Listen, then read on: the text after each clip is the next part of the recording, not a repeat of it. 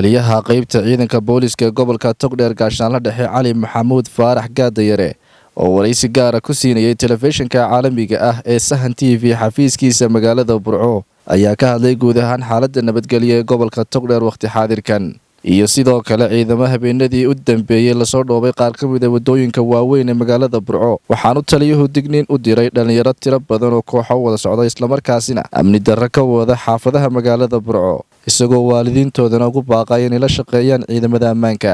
gobolku aad ogtihiin oo anigu muddo kooban baan joogay ammaanka gobolku aad iyo aad buu wanaagsan yahay wax dhibaato hadda ka taagan ma jirto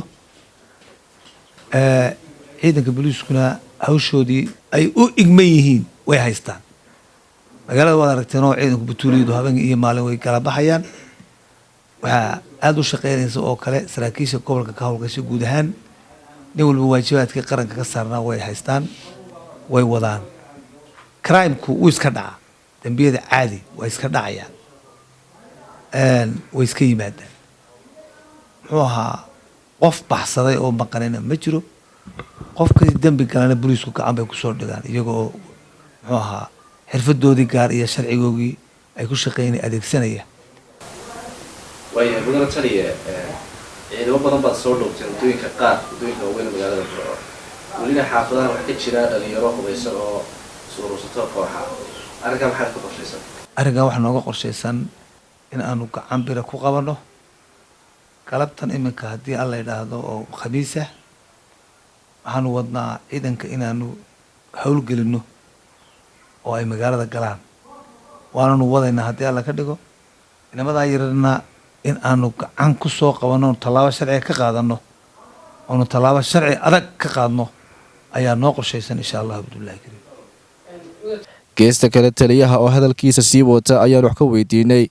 hadal dhowaan ka soo yeedhay isuduwaha wasaaradda diinta iyo awqaafta ee gobolka Togdheer oo sheegay inaanay ogolaan doonin hoteelada magaalada Burco in muusiga laga tumo waxaanu ku jawaabay sida tan wallaahi arrintaas horta wasaaradda arrimaha guduhuna go'aan bay ka soo saartay wasaaradda arrimaha guduhu go'aankay ka soo saartayna ciidanka booliisku way fulinayaan haddii alla ka dhigo waana sax isteemar wixiina gelinaya diinta islaamka ka hor imanayana booliisku diyaar bay yihiin inay taageeraan ugu dambeyn taliyaha qaybta booliska ee gobolka Togdheer Cali Maxamuud Faarax Gaadayare ayaa fariin u diray mulkiilayaasha gawaadhi tiro badan oo buuxdhaafiyay qaybta booliska ee gobolka Togdheer oo lagu soo qabtay kiisas kala duwan waxaanu taliyuhu ugu baaqay dadkaasi inay si degdeg ah ugala baxaan gawaadhidooda qaybta booliska ee gobolka Togdheer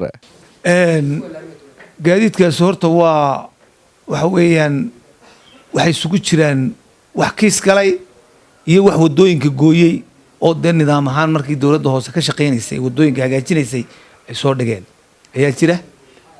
iyo kuwa laamaha dowliga ee Jamhuuriyadda Soomaaliland ay ka kooban yihiin gaadiidkaasi waxaan ugu baaqayaa dadka wixii sifir ah wixii muxuu ahaa crime-ku socdo wixii dambigoogu socdo waa gooni oo go'aan baa la sugi doonaa laakiin wixii kiisaskoodu dhammaadeen ay og yihiin inay muxuu ahaa say xeradu u nadiif u noqoto inay si degdega u soo doontaan oo ay ka qaataan ayaan u soo jeedinayaa laamaha dowladda wixii ka yaalla halkan wixii laamaha dowliga ka yaal halkanna inay soo doontaan maan baaq u soo jeedinaya insha allahu si ay muxuu ahaa xeradu u noqoto meel nadiifa oo wanaagsan oo toosan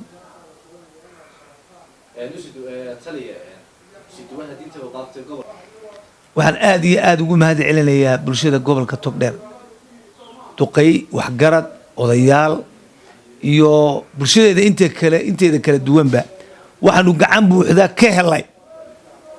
oo saakada muxuu ahaa ay nala joogeen bulshada gobolka Togdheer baanu gacan buuxda ka helay baaqaygii maalintii halkan aan la wareegayay aan ka codsadayna way fuliyeen aad iyo aad baan ugu mahadsan yihiin waxaan mar labaad ka codsanayaa inay gacan buuxda booliiska siiyaan si nabadgelyadu ay u hara qaado oo ay halkeedii u gaadho Shucayb Xasan Cismaan Shucayb Kingish telefishinka caalamiga ah Sahan TV magaalada Burco.